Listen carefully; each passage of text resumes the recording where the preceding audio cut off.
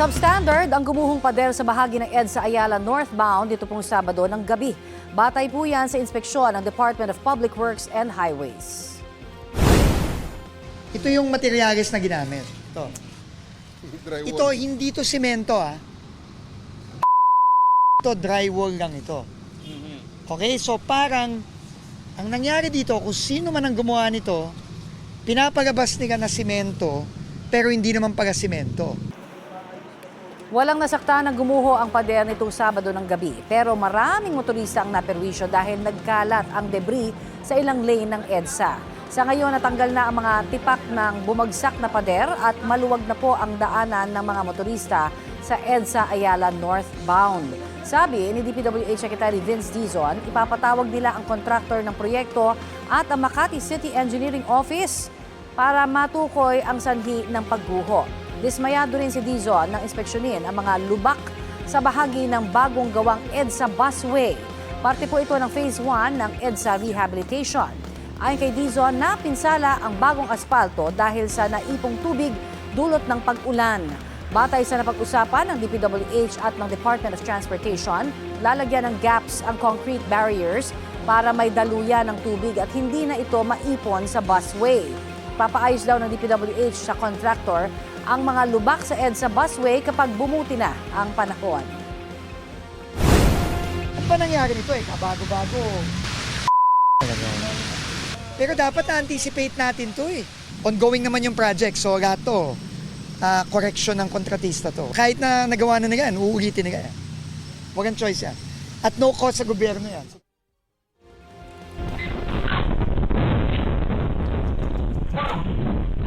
Kuha yan sa kasagsagan ng malakas na ulan sa Barangay Marulas sa Kawit, Cavite nitong Sabado. Buwis buhay ang pagligtas sa isang batang lalaki para maitawid sa baha. Kwento ng uploader, lagpas tao ang baha. Sa sobrang lakas ng agos ng baha, hindi kayang tawirin ang baha kahit may lubid. Naka-evacuate na ang uploader nang umabot sa lagpas tao ang baha sa kanilang bahay.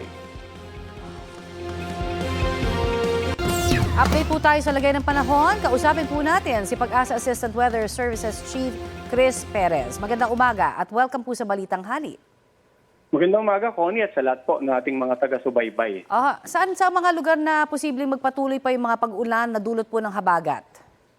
Sa ngayon po, meron tayong nakataas na sa ating latest weather advisory kanina alas 11, no? May inaasahan tayong 100 to 200 millimeters of rain sa lalawigan ng Benguet, Zambales, Bataan at Occidental Mindoro. Samantala, 50 to 100 millimeters of rain naman sa Ilocos Norte, Abra, Ilocos Sur, La Union, Pangasinan, Tarlac, Nueva Ecija, Pampanga, Bulacan, Rizal, Metro Manila, Cavite, Batangas at Oriental Mindoro.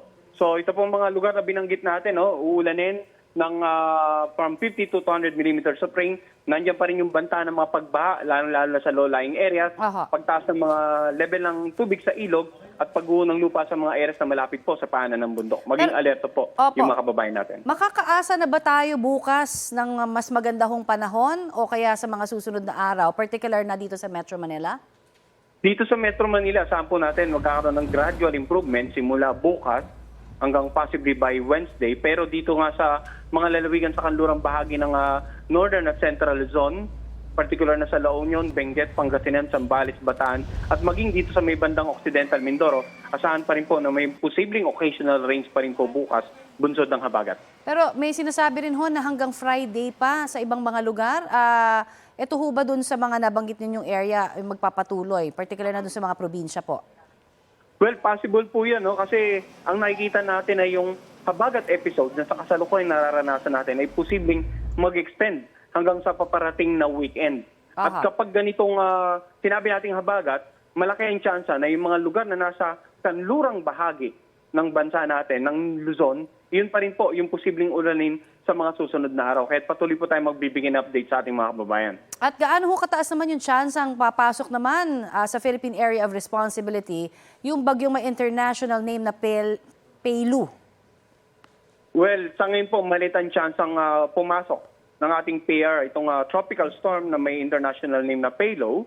Ang inaasahan po ito kikilos pasilangan, palayo pa ng ating area of responsibility. Ganun pa man, continuous monitoring din po tayo sa nabanggit na sama ng panahon. So si Peilu po naman ay may connection din sa habagat natin? Hinahatak din po ba niya ito? Yung current habagat po natin ay ito pa rin pong nagdaang bagyong si Maymay na nasa labas na I nga ng see. ating PR ang sa kasalukuyang nag-impluwensya. Pero sa mga susunod na araw, we're not ruling out the possibility na posibleng may mabuong panibagong low pressure at possibly pwedeng maging isang bagyo either inside the par or outside the par na magpapaybayo uli ng habagat hanggang sa darating na weekend nga po. Maraming salamat po sa inyong update sa amin. Maraming salamat din po at magandang araw. Yan po naman si Pag-asa Assistant Weather Services Chief Chris Perez. Abot baywang na baha ang namerwisyo sa mga residente ng ilang subdivision sa Antipolo, Rizal. Kasunod ng hagupit ng habagat. May ulat on the spot si Emil Sumangil. Emil? Connie, mag-aalas 10 ng umaga kanina nang dumating ang team ng GMA News dito sa area ng Marcos Highway at sa kahit papano ay inisa-isa na natin yung mga subdivision na nakatirik dito sa kahabaan ng kalsadang aking nabanggit. At gaya nga ng inaasahan, lubog sa baha dahil nga sa walang patid na pag-ulan itong mga nakalipas na araw, yung mga subdivision at yung kinatitirikan, yung kinatatayuan ng ating live point ngayon, ito ang Kingsville Subdivision. Nasa bungad pa lang kami ng subdivision pero makikita mo na sa aking likuran at sa aking kinatatayuan ang sitwasyon. Narito ang aking report. Pagkagat ng dilim kagabi, sinasabing tumaas ang baha rito sa mga subdivision na nasa kahabaan ng Marcos Highway. Isa sa mga lumubog, ang Kingsville. Sa labas pa lamang, may tubig na sa daraanan pero lalong masalimuot ang sitwasyon sa loob mismo ng subdivision. Gabewang ang antas ng tubig sa looban. Ilan sa mga bahay na aming nadaraanan, wala ng mga tao. Kung hindi raw nag-staycation muna sa mga hotel, nilisan muna ang lubog sa baha na residential area na ito. Bagamat kaninang umaga mga kapuso, nagsimula na raw humupa ang baha. Apektado pa rin ng lubusan ang mga residenteng aming nakausap. Para may makain, kailangan nilang maglakad palabas at sumuong sa baha para bumili ng supply. Ang mga sasakyan sa labas ng subdivision naman ipinarada. Narito po mga kapuso ang sitwasyon naman ganap na alas 11:55 ng tanghali. Connie, sumisilip ang haring araw pero ang antas ng tubig, bagamat binabanggit ko nga kanina bumaba na, ganoon pa rin mula dito sa labas at sa loob ng subdivision. Kinakausap natin yung mga residenteng ating nakapareham kanina. Ang kanilang naisanang may panawagan, masipsip yung kanilang mga drainage system dito para tuluyan ng matuyo ang mga kalsada mula sa tubig at bumalik na sa normal ang kanilang buhay. Tingnan mo lamang, Connie, dito lamang sa aking kanan, hindi makapenetrate yung mga sasakyan ng ating mga kapuso, mga kababayang namili ng supply. At hindi nila basta-basta maipasok doon sa mismong kaloob-looban dahil pagpasok doon, gaya nga ng binabanggit ko sa inyo, gabewang ang antas ng tubig pagdating doon sa loob. So ang Kainta at ang Antipolo LGU, nakikipag-ugnayan tayo at nakikipag-coordinate para malaman naman yung kanilang mga magiging aksyon sa mga susunod na panahon at sila raw ay nakaalala at nakamonitor sa ginaing ng ating mga kababayan. Yan ang latest Connie. Mula Emil, dito sa Kingsville Subdivision, ito ay nasa kahabaan ng Marcos Highway. Connie? Yes, Emil, matanong lang natin, baka may mga nakausap ka dyan ng mga residente ng Kingsville kasi parati-rati na lamang din nangyayari yan sa kanilang lugar. Kung anong observation ba nila, mas mabilis ba ngayong mga panahon na ito na humupa dahil may mga ginawa na daw dyan na mga mitigating mga activities para sa baha o pareho pa rin? Iisa yung kanilang tugon, Connie, sa ating mga tanong ukol sa kung papaano ba ang kanilang obserbasyon dito sa mga walang tigil na patid na pag-ulan itong mga nakalipas na araw. Ganoon pa rin, mataas tumaas ang baha pero yung paghupa, ang kanilang obserbasyon ngayon, bagaman medyo mabilis kumpara noon, hindi pa rin basta-basta kaagad bababa para sana manumbalik na yung kanilang routine sa araw-araw. Ang kanilang iniisip dito, ang kanilang sentimiento, pati yung kanilang panawagan, baka yung drainage pa rin ang may problema at yung volume nga ng tubig na ibinabagsak dito sa mga residential area na ito na mula naman sa mga higher parts ng Rizal Province. Connie? Maraming salamat, Emil Sumangil. Kumustahin po natin ang sitwasyon ngayon sa Marikina. May ulat on the spot si Maki Pulido. Maki? Alam mo, Rafi, malakas ang agos ngayon ng Marikina River at mukhang tumataas ang level nito. Katunayan, bandang alas 11 ng umaga ay nakikita pa natin yung mga numerong 16 o 16 meters dito sa warning post ng Marikina River. Pero sa ngayon ay halos matakpan na ito. Katunayan, dito sa kinatatayuan natin, bago mag alas 11 ng umaga ay hindi pa ito pinapasok ng tubig mula sa Marikina River. Pero sa ngayon, kailangan na nating magbota dahil pati ito ay inapawan na ng tubig mula sa Marikina River. Dito sa aking bandang kanan, mukha na ngang bahagi ito ng Marikina River. Pero kanina pa, ganyan yung sitwasyon yan, na umapaw na yung Marikina River dun sa promenade ng ilog. Dito nga namamasyal yung mga taga Marikina River at mga taga Marikina kung sila ay nagpupunta dito sa gilid ng ilog. Ganun pa man, as of 8:30 ng umaga, according to the Office of the Mayor,